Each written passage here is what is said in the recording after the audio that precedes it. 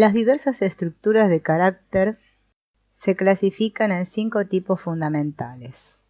Cada uno de ellos tiene un patrón especial de defensa, tanto en los niveles psicológicos como en los musculares, que lo distingue de los demás. No estamos clasificando aquí personas, sino posiciones defensivas. He aquí los 5 tipos: esquizoide, oral, psicópata, masoquista y rígido. Estos términos expresan en la profesión psiquiátrica trastornos de la personalidad y no se pretende violar los criterios establecidos. La descripción que haremos a continuación de estos tipos tiene carácter sintético, nada más, porque es imposible entrar en un estudio detallado de cada uno de estos trastornos y como son tipos bastante complejos, mencionaremos los aspectos más acusados y generales de cada uno. Estructura del carácter esquizoide. Descripción. La palabra esquizoide deriva de esquizofrenia y denota al individuo en cuya personalidad hay tendencias hacia el estado esquizofrénico. Estas tendencias son: 1. Dividir o escindir el funcionamiento unitario de la personalidad, disociando, por ejemplo, el pensamiento del sentimiento o acusando una tendencia en este sentido.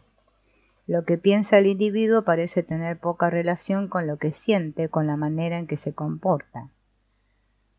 Y segundo, tendencia a retirarse hacia adentro, interrumpiendo o perdiendo contacto con el mundo o la realidad exterior.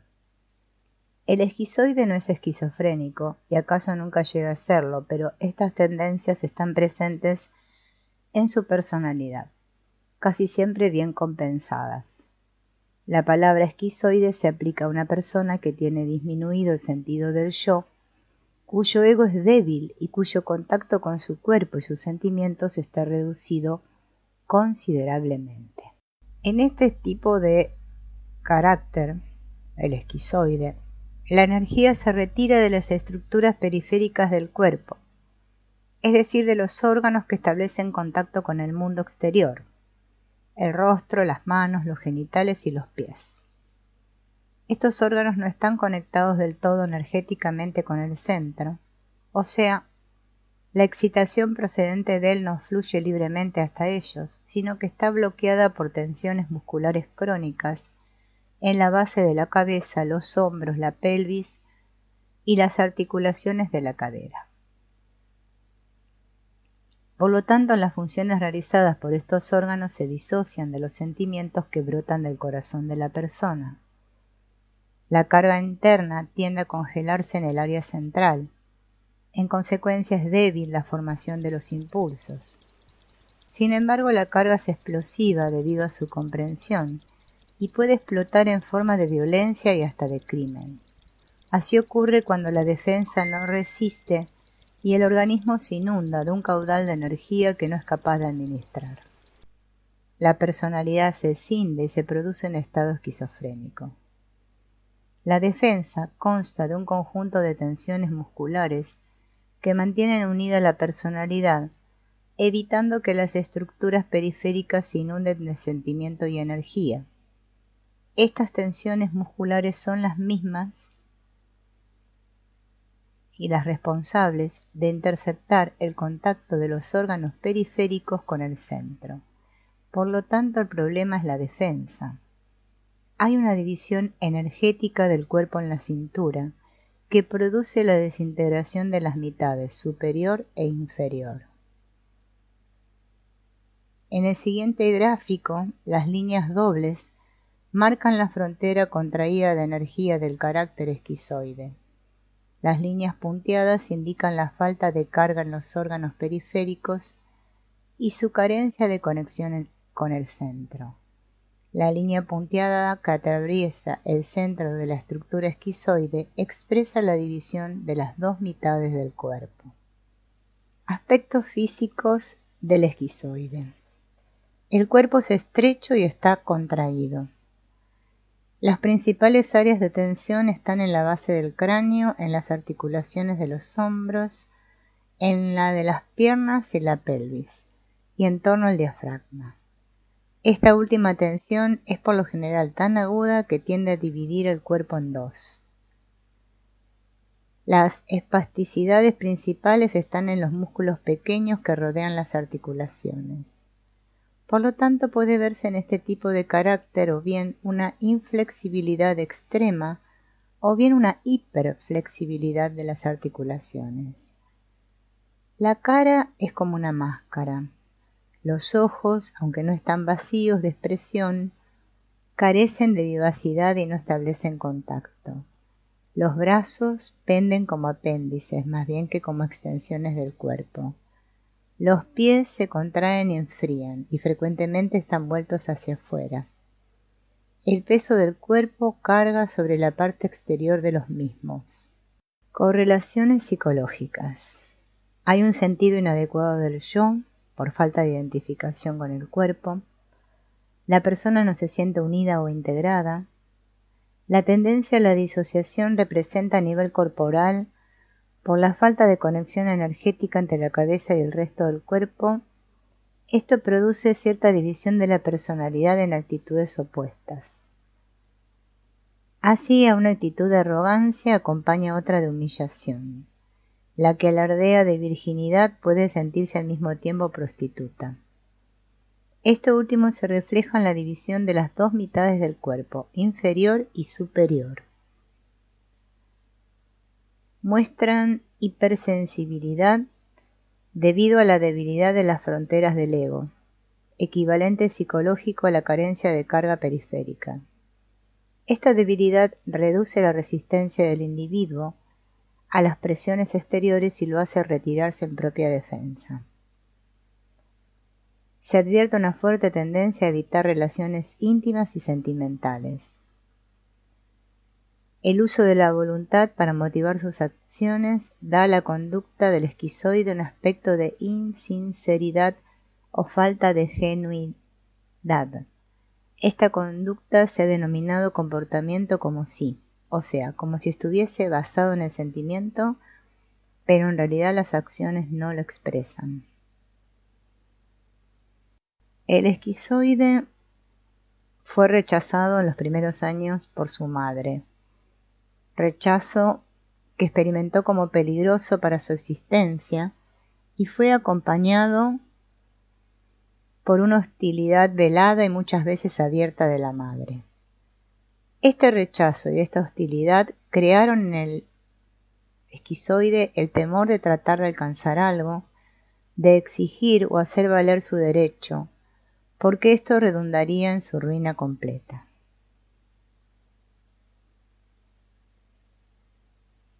Los terrores nocturnos eran comunes en su niñez.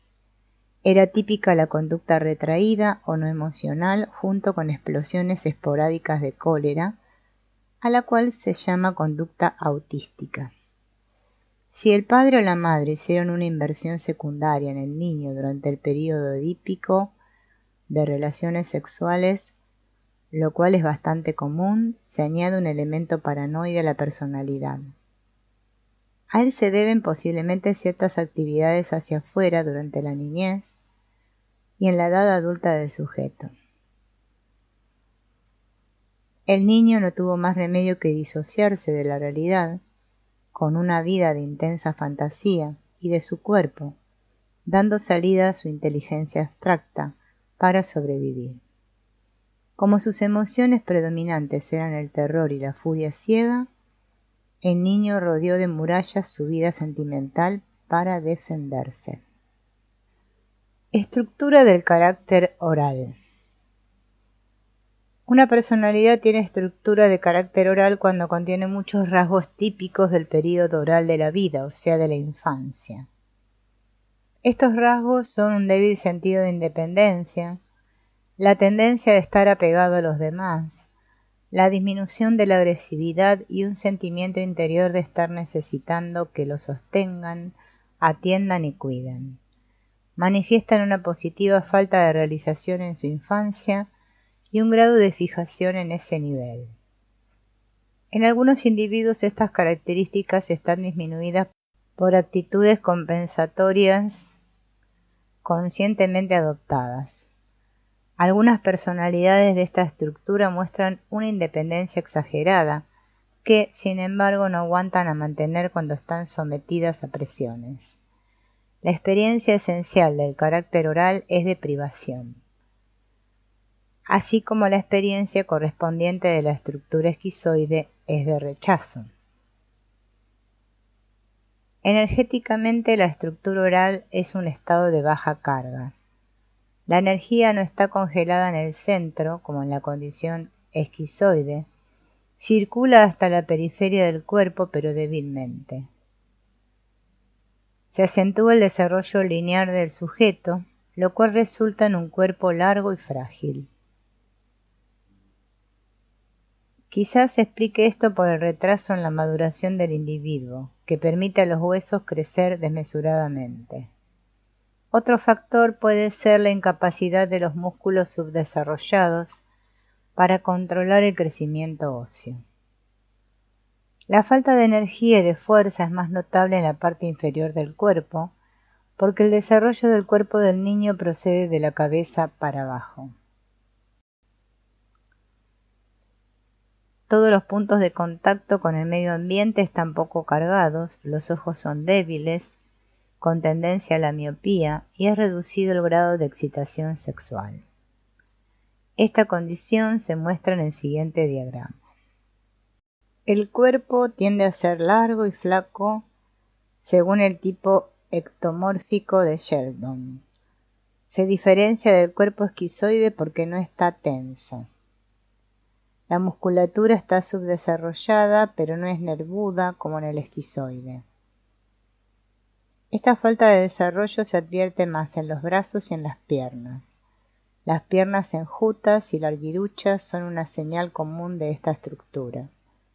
También los pies son delgados y estrechos. Las piernas no parecen capaces de sostener erguido el cuerpo. Las rodillas están generalmente tensas, con lo cual se acentúa la impresión de rigidez. El cuerpo muestra cierta tendencia a derrengarse debido en parte a la debilidad del sistema muscular. Se observan frecuentemente signos físicos de inmadurez. La pelvis puede ser más pequeña que en los hombres y mujeres normales. El vello suele ser escaso. La respiración de este tipo es poco profunda, lo cual explica el bajo nivel de energía de su personalidad. La privación a nivel oral redujo la intensidad del impulso de mamar. La buena respiración depende de la capacidad de mamar el aire. El tipo oral tiene dificultad en sostenerse sobre sus propios pies, tanto literal como metafóricamente. Tiende a apoyarse o pegarse a los demás. Pero esta tendencia puede estar disimulada y encubierta bajo una actitud exagerada de independencia. La propensión a apegarse a los demás se refleja también en su incapacidad de estar solo. Tiene una necesidad exagerada de contacto con otras personas, de su calor y apoyo. Padece una sensación interna de vacío y busca constantemente a quien se la satisfaga, aunque procede a veces como si fuese él quien brinda y ofrece apoyo. Este vacío interior refleja la supresión de sentimientos internos de anhelo y ansia que provocarían en el individuo llanto profundo y una respiración más llena si se expresasen. Es proclive a rachas anímicas de depresión y exaltación. Otro rasgo peculiar es la actitud de que se le debe algo. Esto quizás se exprese en la idea de que el mundo tiene que darle de vivir. Se deriva directamente de su experiencia temprana de privación. La privación en edad temprana puede obedecer a la pérdida real de una madre cariñosa y protectora, por muerte o enfermedad, o a su absentismo por necesidad de trabajar. La madre quejada de depresión no le vale al niño. Frecuentemente revelan un desarrollo precoz porque aprende a hablar y andar antes de su edad. Se observan frecuentemente otras experiencias de desilusión o frustración en la vida temprana del sujeto, cuando trató de llegar hasta su padre o de atraerse a sus hermanos en busca de contacto, calor o protección. Estas desilusiones pueden dejar un sentimiento de amargura en su personalidad. Son típicos los episodios depresivos. El niño oral no manifiesta, sin embargo, el comportamiento autístico del niño esquizoide. Tenemos que reconocer que puede haber elementos esquizoides en una personalidad oral, lo mismo que elementos raros en una estructura esquizoide. Estructura del carácter psicopático. La esencia de la actitud psicopática es la negación de sentimientos. Esta actitud contrasta con la del carácter esquizoide que se disocia de su vida emocional. En la personalidad psicopática el ego o la mente se vuelve contra el cuerpo y sus sentimientos, especialmente los sexuales. Por eso surgió la palabra psicopatología. La función normal del ego es apoyar la búsqueda del placer o parte del cuerpo, no subvertirla en beneficio de la imagen del ego. Hay en todos los caracteres psicopáticos una gran inversión de energía en la propia imagen. El otro aspecto de esta personalidad es el afán por alcanzar poder y la necesidad de dominar y controlar. Hay dos tipos corporales que corresponden a las dos estructuras psicopáticas. El tipo que se impone se explica más fácilmente desde el punto de vista bioenergético. Alcanza poder sobre otra persona por imposición. En este tipo se observa un desplazamiento marcado de energía hacia el extremo superior del cuerpo, con una reducción simultánea de carga en la parte inferior del mismo. Hay un notable desproporcionamiento entre ambas mitades. La superior es más grande y de aspecto más dominante. Generalmente en este tipo hay una constricción positiva en torno al diafragma y a la cintura, que bloquea la circulación de energía y sentimientos hacia abajo. Su cabeza está sobrecargada energéticamente, lo que indica que hay una excitación excesiva del aparato mental, lo cual resulta en la consideración continua de cómo conquistar el control y el dominio sobre las diversas situaciones. Sus ojos están siempre observando con desconfianza, no están abiertos para ver las interrelaciones. Este cierre de los ojos para ver y entender es característico de todas las personalidades psicopáticas. La necesidad de imponerse también está dirigida contra el yo. La cabeza está muy tensa, nunca debe perderse la cabeza, pero también tiene el cuerpo dominado tensamente. El cuerpo de este tipo muestra un desarrollo desproporcionado de la mitad superior.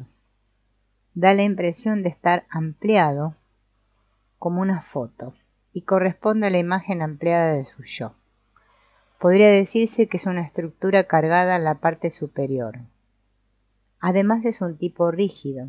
La mitad inferior del cuerpo es más estrecha y puede mostrar la debilidad típica de la estructura del carácter oral. El cuerpo del tipo segundo, al que podríamos llamar seductor o debilitante, es más regular y no da la apariencia de estar ampliado. Su espalda es generalmente superflexible. En ambos casos hay una irregularidad en el flujo entre las dos mitades del cuerpo. La pelvis del primer tipo está cargada deficientemente y rígida.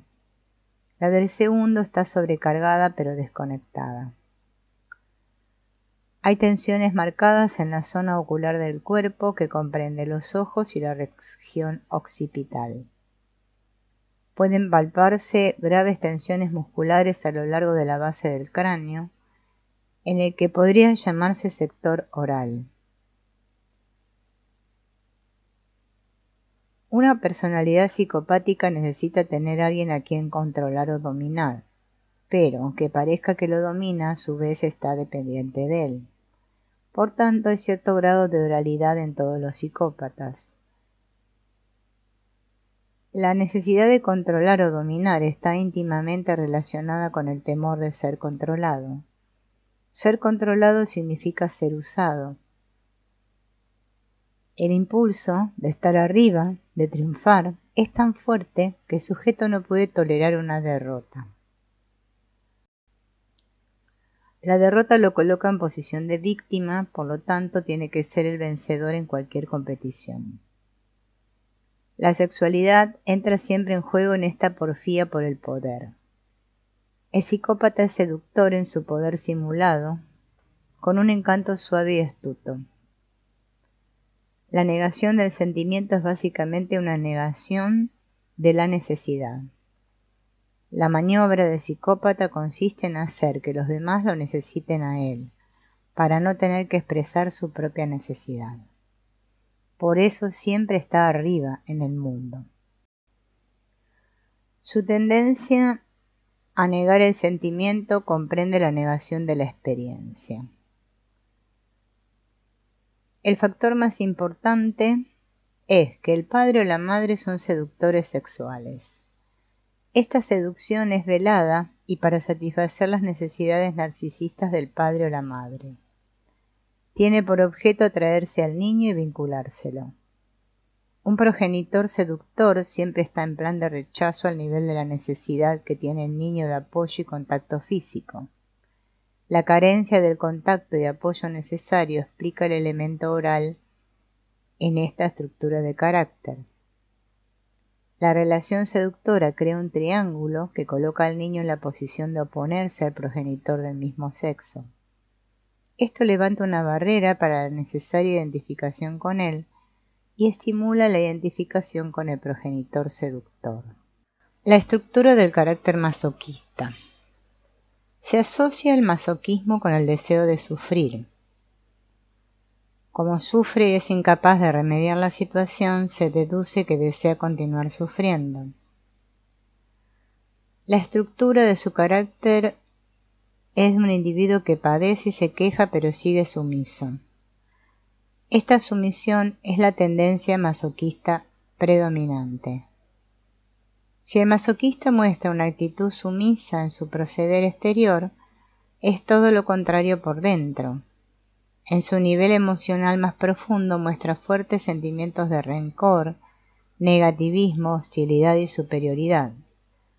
Pero estos sentimientos están energéticamente bloqueados por temor de que el sujeto explote de manera violenta y contrapone el miedo de explotar un patrón muscular de contención.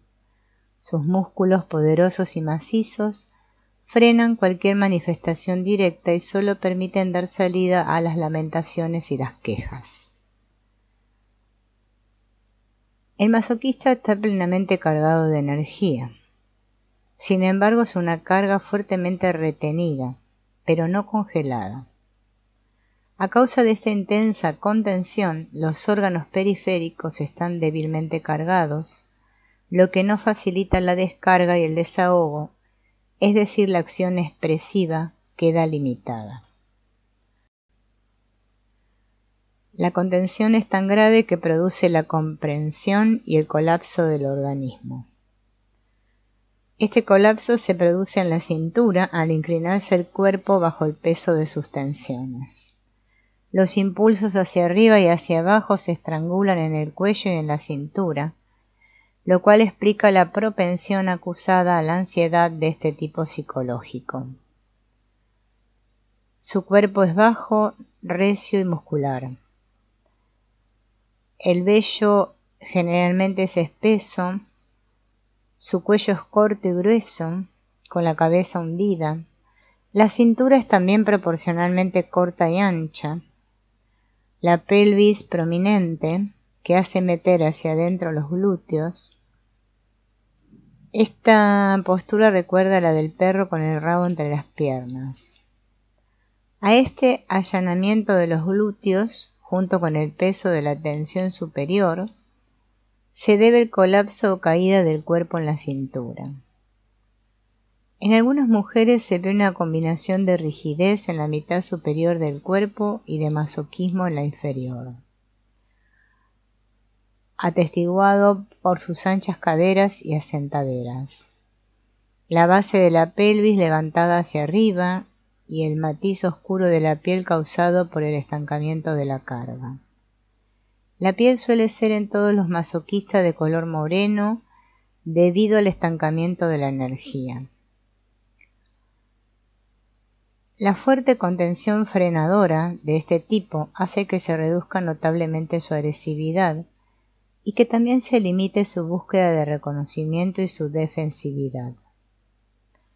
En lugar de esto, el sujeto se queja y lamenta. La quejumbre es la única expresión vocal que puede emitirse fácilmente con la garganta cerrada. En lugar de agresividad, se observa en el individuo un comportamiento provocativo que tiende a arrancar a la otra persona una reacción lo bastante fuerte para que el masoquista responda a su vez violenta y explosivamente. El estancamiento de la carga producido por la fuerte represión provoca la sensación de estar atascado en una ciénaga, sin poder moverse libremente. A nivel consciente se identifica con una intención de agradar, pero a nivel inconsciente esta actitud es desplazada por el rencor, el negativismo y la hostilidad. La estructura masoquista se desarrolla en las familias en que el amor y la aceptación se combinan con presiones rigurosas. La madre es dominante y abnegada, el padre pasivo y resignado. La madre dominante y abnegada sofoca literalmente al niño, lo anula y le hace sentirse extraordinariamente culpable por cualquier intento de declarar su libertad o exteriorizar una actitud negativa. Es típico una fuerte concentración en comer y en eliminar. Esto viene a ser como una presión desde arriba y desde abajo. Sé un buen niño, da gusto a tu madre, acábate la comida y mueve el vientre regularmente, que mamá lo vea, etc. Todos los intentos por resistir, inclusive los arrebatos temperamentales, fueron aplastados.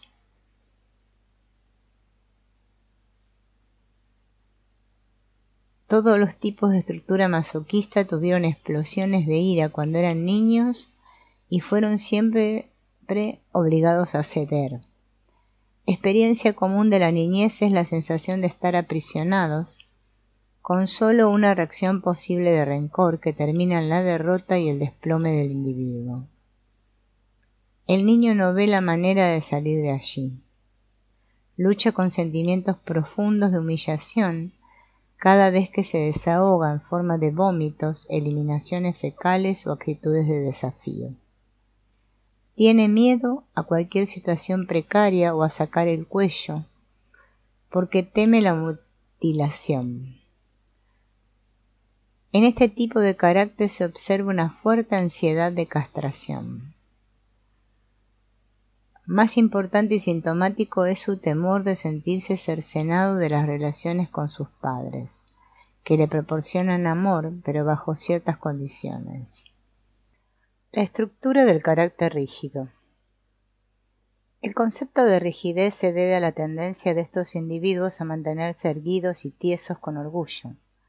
Por eso levantan bastante la cabeza y sostienen erecta la espina dorsal.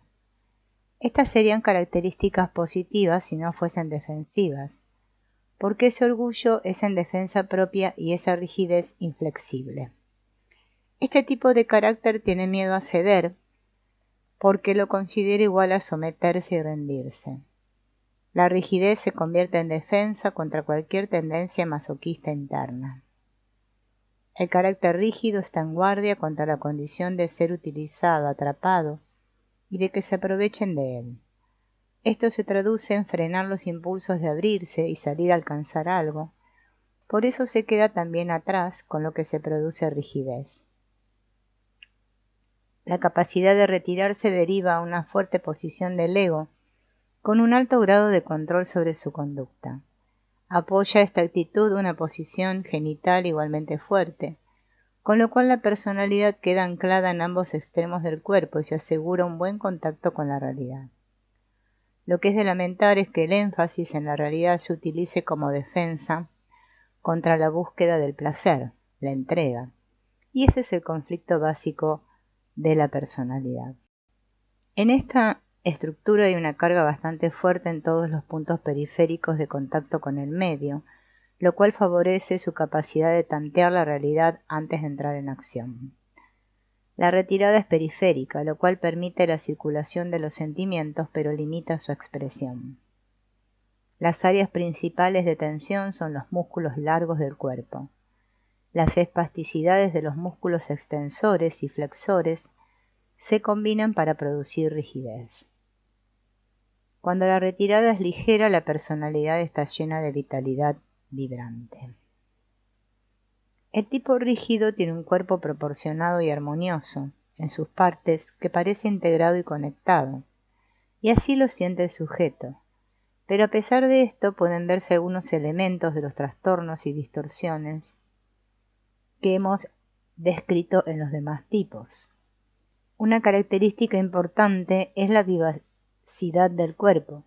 Sus ojos son brillantes, la tez tiene un buen color y hay animación en sus gestos y movimientos. Tienen aspiraciones mundanas, son ambiciosos, competitivos y agresivos.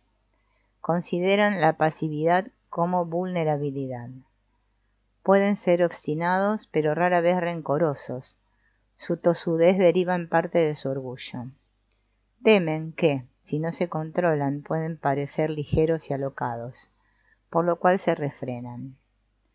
En parte esto se debe a su miedo a la sumisión que podría significar para él pérdida de su libertad. La expresión carácter rígido fue adoptada para expresar un factor común en personalidades de índole distinta. Por lo tanto, en esta clasificación se incluye el varón fálico y narcisista, cuyo orgullo se centra en su potencia de erección, y al tipo victoriano de mujer histérica descrita por Reich, que emplea el sexo como defensa contra la sexualidad. También pertenece a esta amplia categoría el carácter compulsivo de los viejos tiempos. La rigidez de este carácter es de acero. También se observa rigidez en la estructura esquizoide, que es como el hielo y tan quebradizo como él, debido al estado congelado de su sistema energético. Por lo general, el carácter rígido se bandea con eficiencia en este mundo. Estos individuos no experimentaron previamente los traumas que crearon las posiciones defensivas más graves. El trauma importante en este caso es la experiencia de frustración en la búsqueda de satisfacciones eróticas, especialmente a nivel genital. Esto se debe a la prohibición de la masturbación infantil y ocurre además en relación con el progenitor del sexo opuesto. El rechazo de la búsqueda del placer erótico y sexual fue considerada por el niño como una traición a su afán de amor. El placer erótico, la sexualidad y el amor son sinónimos en la mente infantil. Debido a su fuerte desarrollo del ego, el carácter rígido no abandona más adelante esta idea. Su corazón no está separado de la periferia. Es un individuo que procede con el corazón, pero controlándose y dominándose. El estado ideal sería rendir este control y dar rienda suelta al corazón. Como la expresión exterior del amor como deseo de intimidad física y placer erótico se encontró de niño con la repulsión de sus padres, el carácter rígido opera indirectamente y en guardia para lograr sus fines. No procede con las manipulaciones del carácter psicopático, sino que se mueve para lograr el acercamiento a la otra persona. La importancia de su orgullo estriba en que está vinculado a este sentimiento de amor. El rechazo a su pasión sexual es un golpe asestado a su orgullo, como también es un insulto a su orgullo el no ser aceptado su amor. Haremos un resumen de los diferentes tipos de carácter. El carácter esquizoide evita el acercamiento íntimo. El carácter oral puede establecer un acercamiento solo a base de su necesidad de calor y apoyo, es decir, partiendo de una base infantil. El carácter psicopático puede relacionarse únicamente con quienes lo necesitan. Mientras se le necesite y esté en posición de controlar la relación, permitirá un grado limitado de acercamiento. El carácter masoquista es capaz de establecer una relación íntima a base de una actitud de sumisión. Podría decirse que esta es una relación a medias, pero es más íntima que cualquiera de las que los tres tipos anteriores son capaces de desarrollar. La ansiedad de la estructura masoquista consiste en que, si exterioriza algún sentimiento negativo o proclama su libertad, puede perder la relación o el acercamiento que ha logrado. El carácter rígido establece relaciones bastante íntimas, y decimos bastante porque sigue en guardia a pesar de su intimidad y entrega aparente.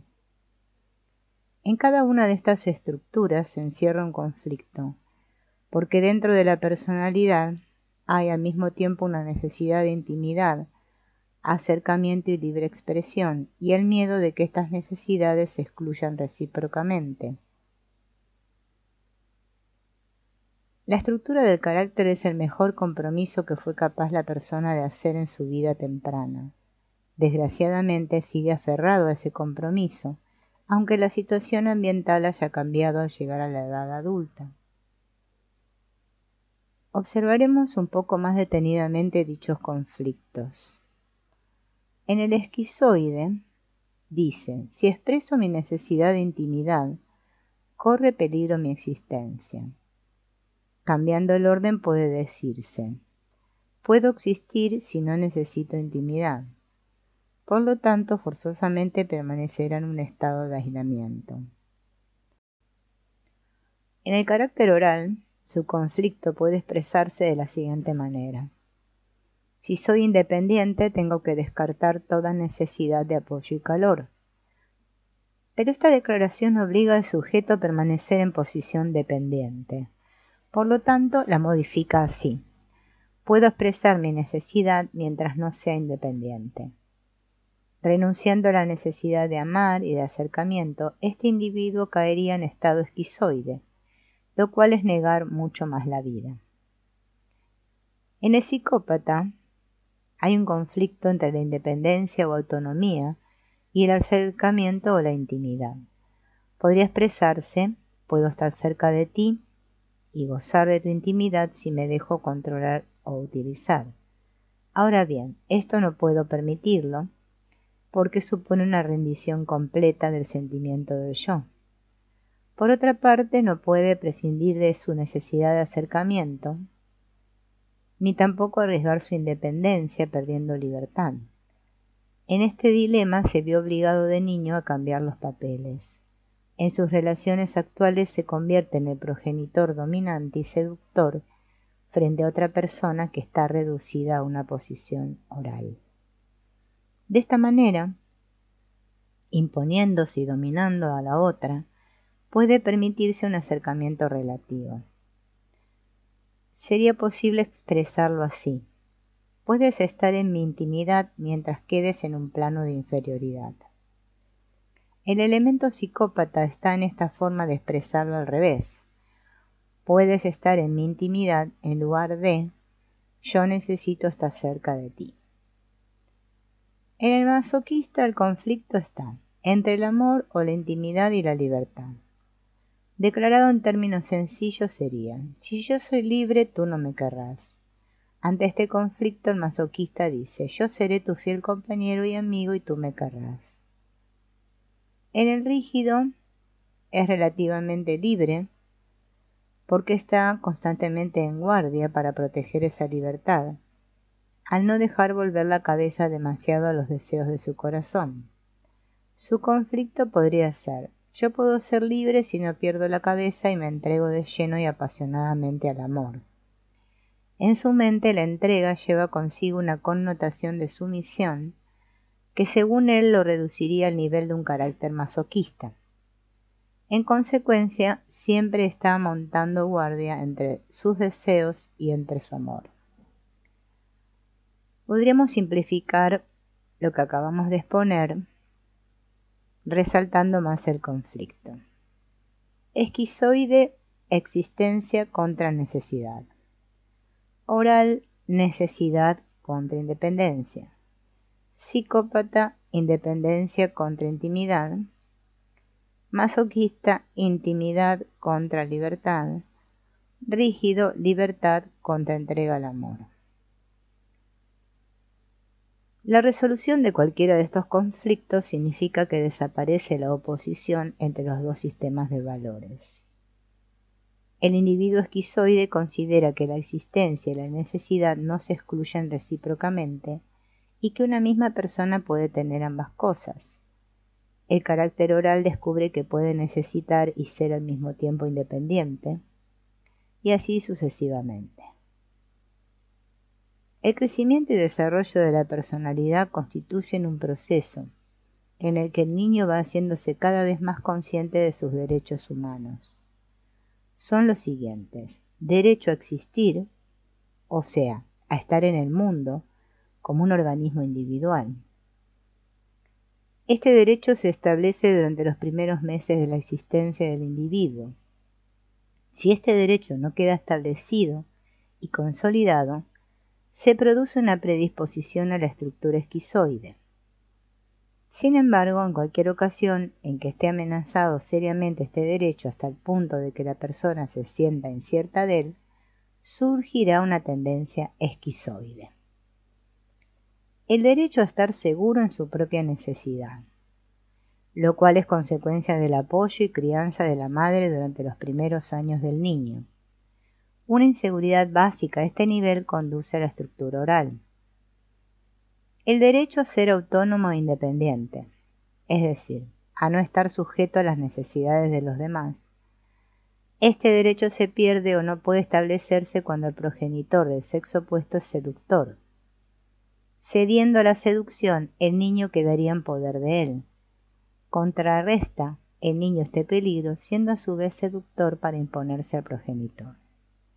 Esta situación generalmente da como resultado una estructura psicopática.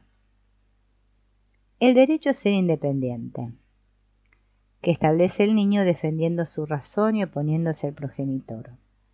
Si esta defensa y oposición son sofocadas, el individuo desarrolla una estructura masoquista. Este pronunciamiento de sí mismo y de sus derechos generalmente empieza a los 18 meses de edad, cuando el niño aprende a decir no, y sigue desarrollándose durante todo el año siguiente. Dicho periodo coincide con la educación eliminatoria y los problemas creados por la imposición forzada de estos hábitos de limpieza higiénica se asocian con el de la defensa de su razón y la oposición. El derecho a desear y a procurarse la satisfacción de esos deseos directa y explícitamente.